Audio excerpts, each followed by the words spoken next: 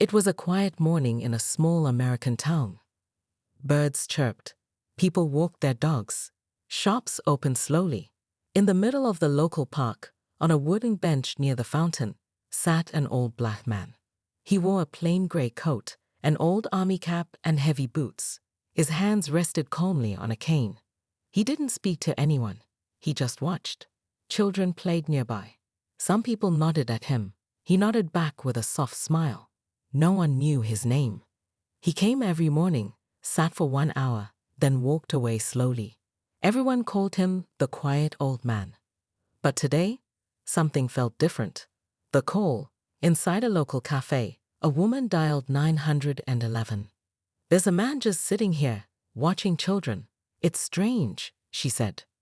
The operator asked, "Is he doing anything wrong?" "No, but he's just sitting, looks suspicious."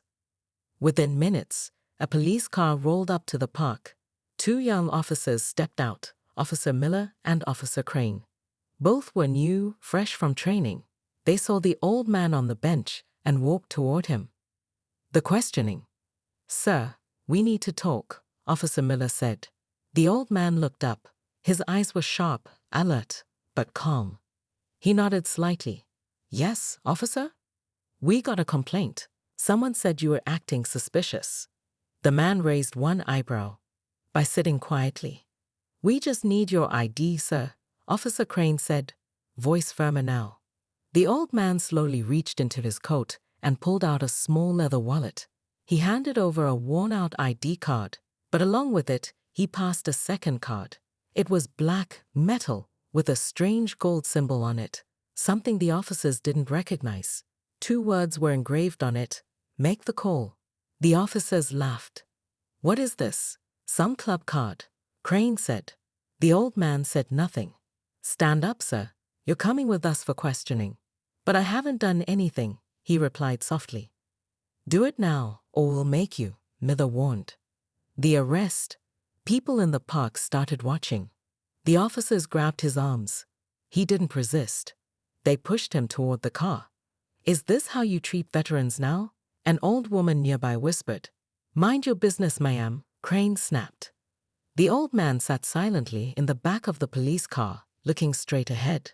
As they drove away, he spoke just once. "I gave you that card for a reason." Officer Miller laughed. "Yeah? What's gonna happen now? The president call us?" The old man smiled faintly. "Close." At the station, the precinct was busy. Reports, paperwork, coffee, chatter. The old man was placed in a holding cell. He still said nothing. Officer Crane entered his name into the system, Isaac Freeman.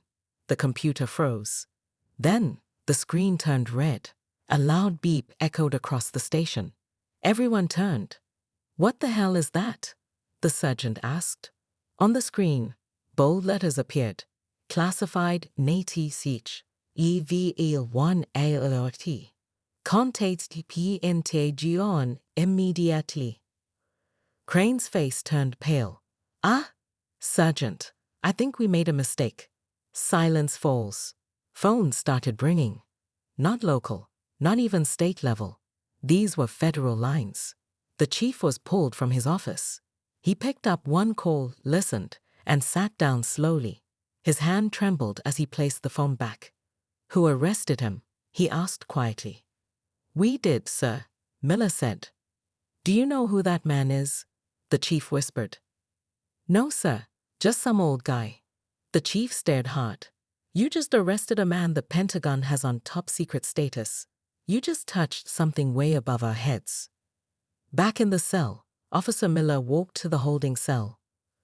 Colonel Isaac Freeman sat there quietly, hands on his lap, eyes calm. Miller asked, "Who are you?" Freeman stood slowly, walked up to the bars and said, "I served this country in places you've never heard of. I build for people who'll never know my name. I asked for nothing in return, except peace." "Then why are you here?" Miller asked. Freeman looked him in the eye and said, "Because sometimes peace has to remind people what it costs." The police station was no longer calm. Phones kept ringing. Officers stopped moving. Whispers filled the air. Everyone's eyes turned toward the small holding cell where Colonel Isaac Freeman sat quietly, like nothing had happened. But everything had changed. The Pentagon alert. Chief Reynolds stood in his office, staring at the phone. The voice on the other end was clear. "This is Washington.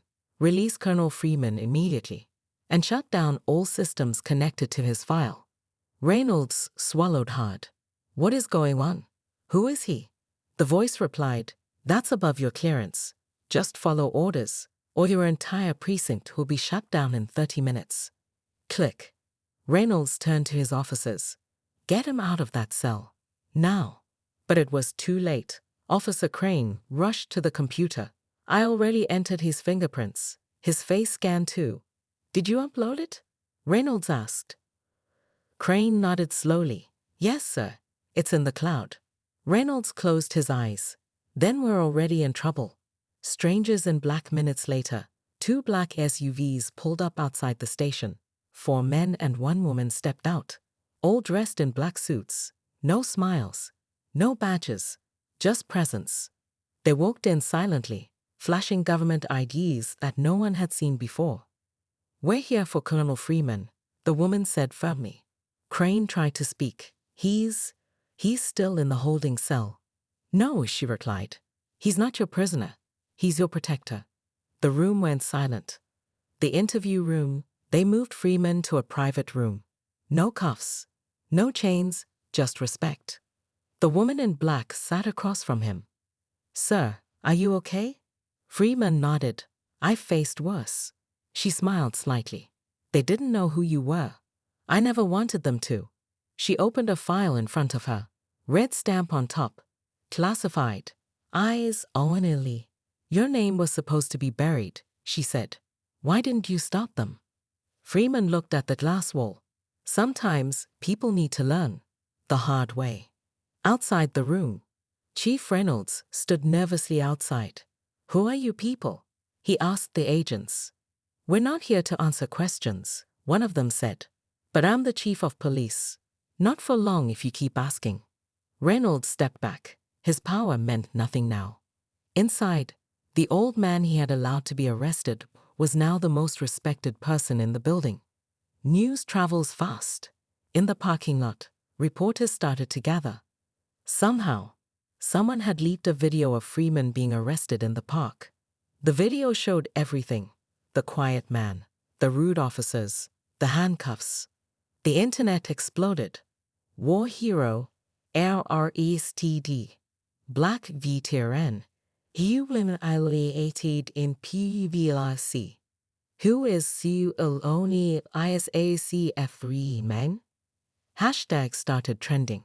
Protesters started coming. But Freeman never asked for any of it. One call changed everything inside the room. Freeman took out a small, old phone. He dialed just one number. The voice that answered was calm and deep. "Sir?" "It's time," Freeman said.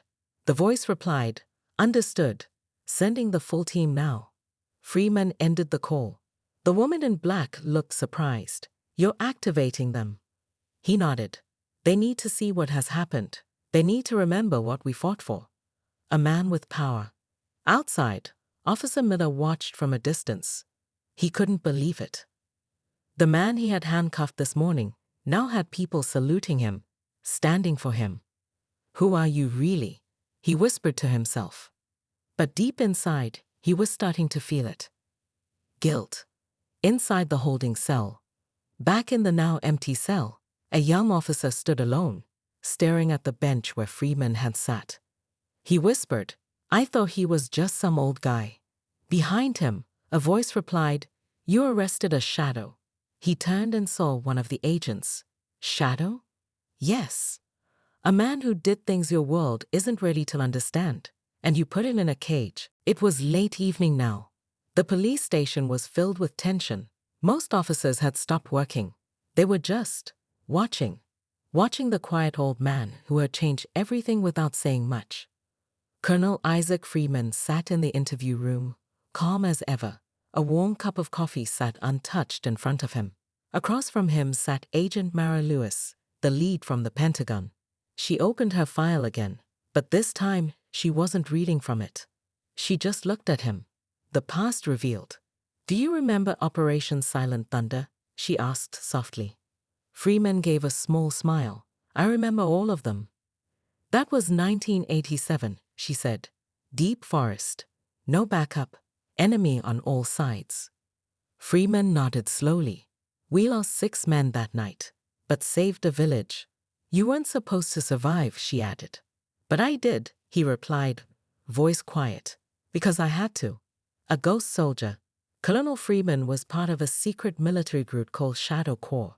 Their missions were never on record. No medals. No news. Only silence. They worked in the dark to protect the light.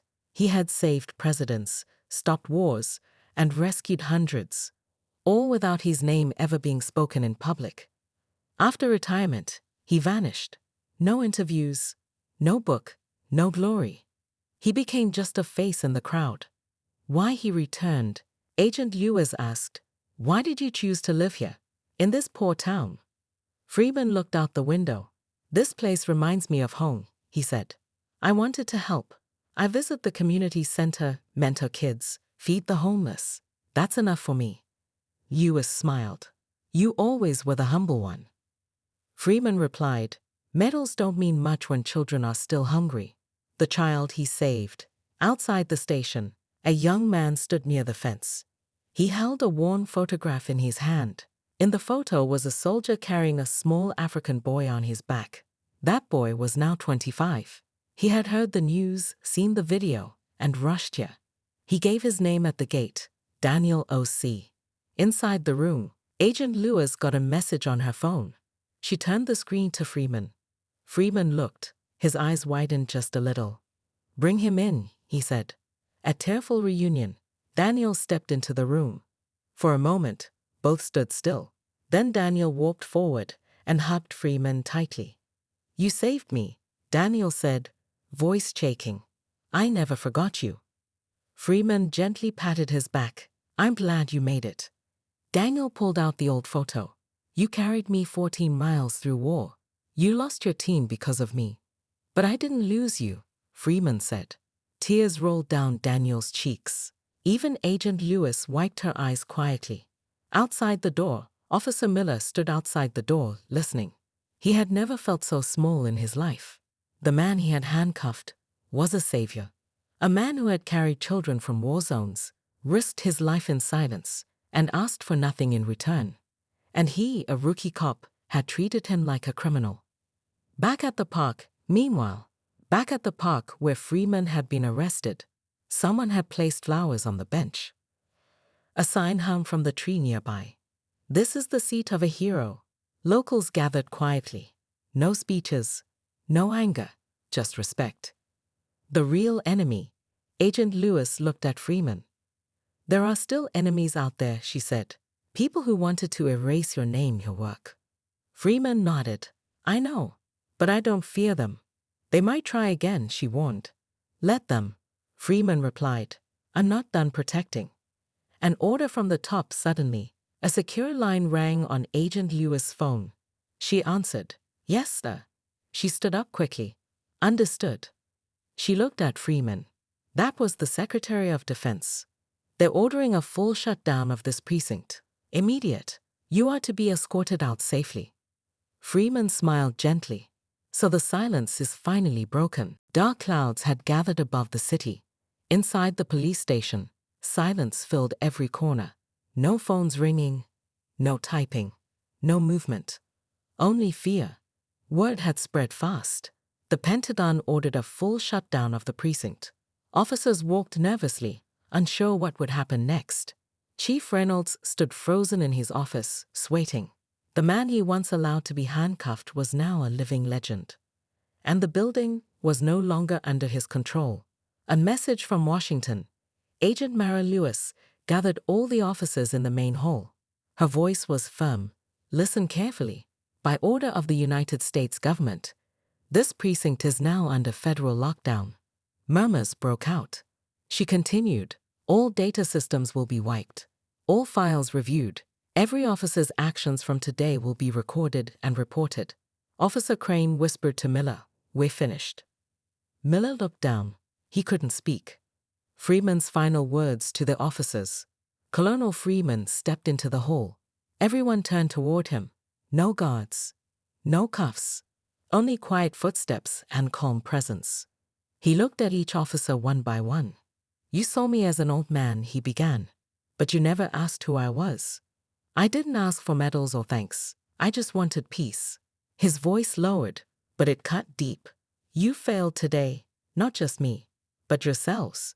No one dared to speak. Then he said something unexpected.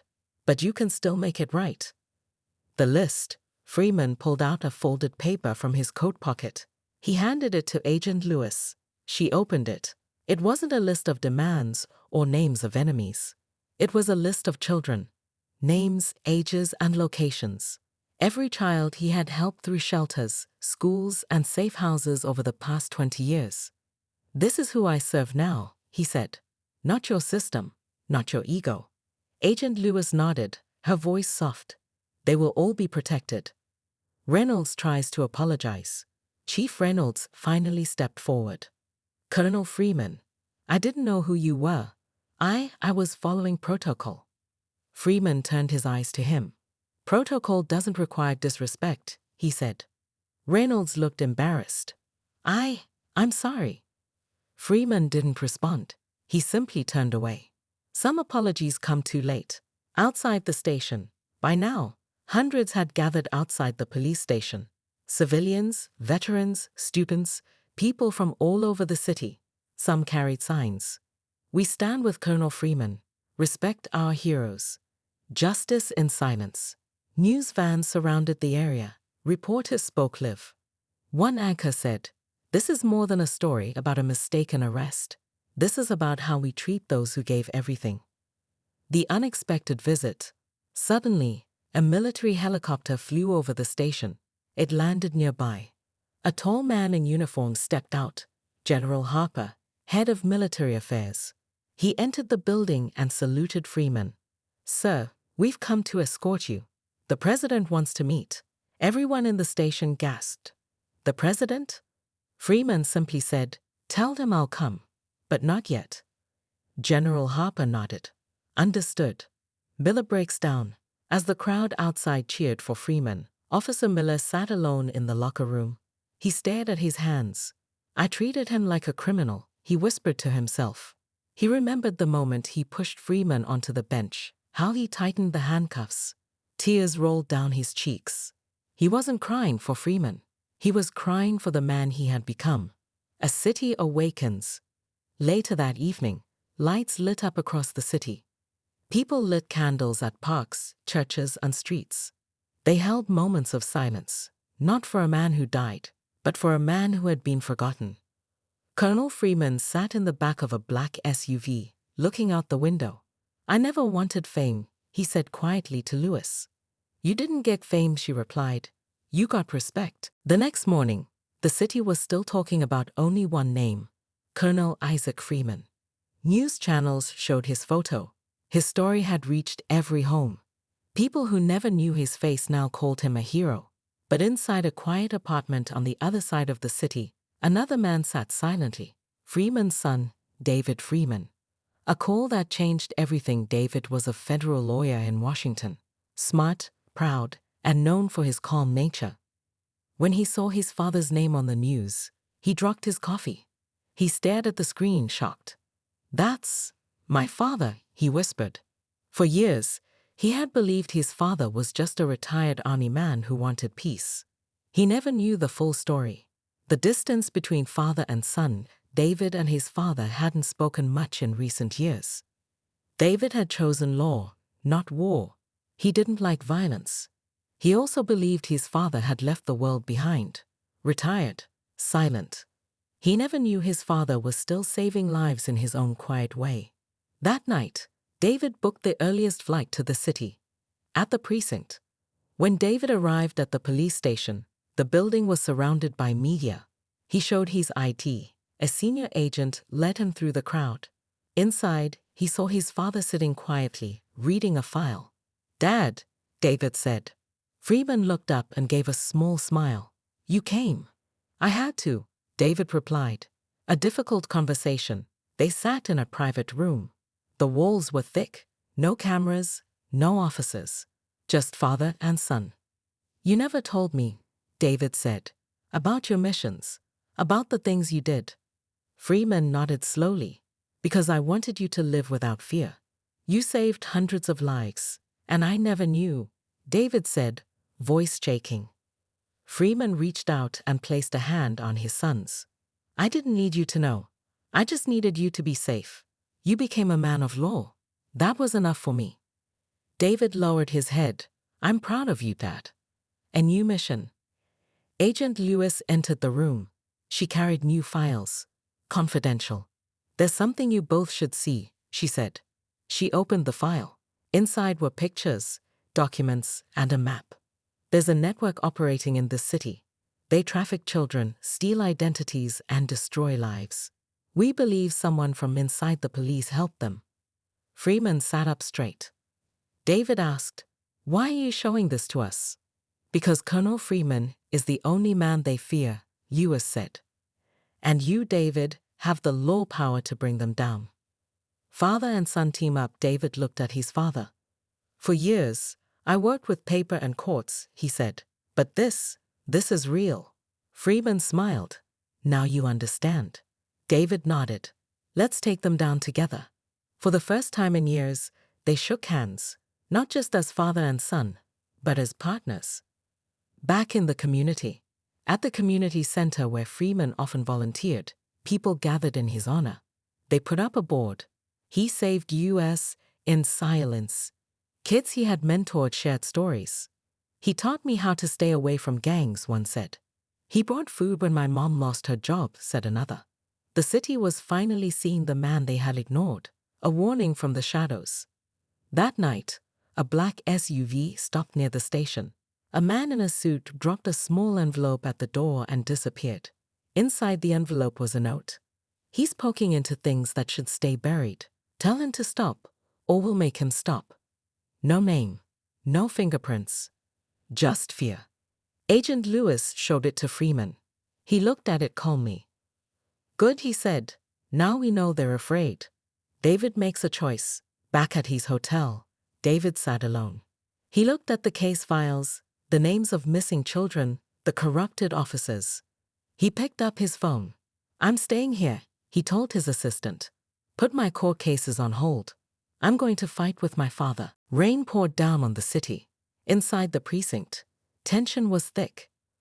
Colonel Freeman and David Freeman sat in a secure room with Agent Lewis. They studied files, photos, and old reports. What they found shocked them. Some of the missing children were last seen near police checkpoints. Some files had been intentionally erased from the system. And the worst part, the same officers who arrested Freeman were linked to these cases. The corruption inside. David looked at the names. Crane, Miller, Sergeant Holt. He read out loud. They were all part of the arrest team. Freeman nodded slowly. They didn't just make a mistake, they were hiding something. Agent Lewis pulled out another file. This one is encrypted. We believe it contains a list of locations, abandoned warehouses, safe houses, maybe even human trafficking routes. But the file is protected by a special code, she said, one used only by internal officers. David stood up. We need access. Agent Lewis looked at him. There's only one way. Someone from inside has to help us. An officer breaks silence. That evening, Officer Miller sat alone in his car, gripping the steering wheel. He couldn't sleep, couldn't breathe. The weight of what he'd done was crushing him. He remembered Freeman's calm face, his powerful silence, the list of children. I've made a mistake, he whispered. He got out of his car and drove straight to Freeman. When he entered the room, David stood up angrily. But Freeman raised a hand. Let him speak. Miller's voice shook. I didn't know how deep it was, but I knew something was wrong. I looked the other way. He placed a small flash drive on the table. This has the access codes. I can't clean my past, but I want to help now. David stared at him. Why now? Miller looked at Freeman. Because I saw what a real man looks like. The hidden warehouse. Using Miller's flash drive, They unlocked the file. A location appeared on the screen, a warehouse on the city's edge, near the train tracks, abandoned for years, or so it seemed. Agent Lewis pulled together a small federal team. "Midnight raid," she said. "No local police. We don't know who we can trust." Freeman loaded his old military gear. David looked at him. "Are you sure you can still do this?" Freeman smiled. "I may be old, but I'm not weak." The raid begins. At 11:58 p.m., black SUVs lined up near the warehouse. Freeman, David, Agent Lewis, and the federal team got into position. David's heart pounded. He had never done anything like this before. Freeman placed a hand on his son's shoulder. "Follow my lead, trust your eyes, and stay calm." Lewis gave the signal. They moved in. Inside the warehouse. The warehouse was dark, cold, and smelled like oil and dust. They moved room to room, guns ready. Then they found it, a locked basement door. Agent Lewis kicked it open. What they saw broke their hearts. 10 children. Dirty, cold, afraid, but alive. David rushed forward. "You're safe now," he said, kneeling beside a little girl. Freeman looked around. Then his eyes froze on something. In the corner, there were bags of money, weapons, and police uniforms. The real enemy revealed. A voice came from behind. "Well, I see you found my little secret." Everyone turned. Chief Reynolds. He stood there, calm, holding a pistol. Freeman stared at him. "You were the head of it all," he said. Reynolds laughed. "Why do you think I let you get arrested? You were getting too close." David stepped in front of his father. "Drop the gun, Reynolds." Reynolds smiled cruelly. "You're not a soldier." "I'm something worse," David said. A man with the law behind him. The sun rose slowly over the city. It was a new day. The streets were quiet, but the air was full of whispers. Everyone was talking about the same thing: how a quiet black veteran and his son exposed one of the biggest corruption networks in the city's history. The warehouse raid, the rescued children, the arrest of Chief Reynolds. It had all been confirmed. And now, the world wanted to thank the man who had done it all silently. Colonel Isaac Freeman. The ceremony. A few days later, a grand ceremony was held at the state capitol. Flags waved. People clapped. News reporters filled the hall. High-ranking officials stood on stage, waiting. Colonel Freeman walked in slowly, dressed in his old uniform. His steps were firm, his eyes sharp. The crowd stood up in respect. David walked beside him, holding the final report in a file. The governor stepped forward. "Today, we honor a true hero, a man who fought for his country, who protected its people, and who stood tall even when others tried to bring him down." He handed Freeman a medal, but Freeman didn't move. He took the mic and began to speak. Freeman's powerful speech. "I didn't do this for applause," he said, his voice calm but strong. "I didn't fight wars to become famous. I fought because people needed protecting." He paused. The room was silent. "I was arrested in my own country, not because I was wrong, but because others were corrupt. I stayed silent until silence became danger." He looked at the rescued children sitting in the front row. These kids didn't need speeches. They needed saving. He then turned to the governor and said, "You give medals today, but tomorrow, will you protect them when no one is watching?" The hall was still. Everyone felt the weight of his words. David's promise. After the speech, David stood with the press. "I used to believe justice was only found in courts," he said. "But now I know. Justice also lives in the hearts of the brave." He announced a new project, the Freeman Foundation, to fight child trafficking, help veterans, and clean out corruption from inside our systems. The crowd clapped. But more than that, they listened, really listened. Back to the community. A week later, Freeman returned to the small neighborhood where it all began. The same streets, the same people. But now, everything had changed. Murals of him had been painted on walls. Kids waved. Old women gave him blessings. One boy ran up to him and asked, "Sir, were you scared?" Freeman smiled. Yes, but I didn't stop. That's what makes you brave. The empty precinct. Back at the precinct, the building felt hollow. Many officers had been fired or arrested. The walls were repainted. But Freeman didn't return to take revenge. Instead, he walked in, looked at the empty desk where he had been held, and left a note. You tried to break me, but I was already made of steel. A letter from the Pentagon. That night, Freeman received a letter. It had the Pentagon seal. Inside was a single line. Your silence once served your country. Your voice saved it. Thank you, Colonel. No signature, no sender, just truth. Final moments.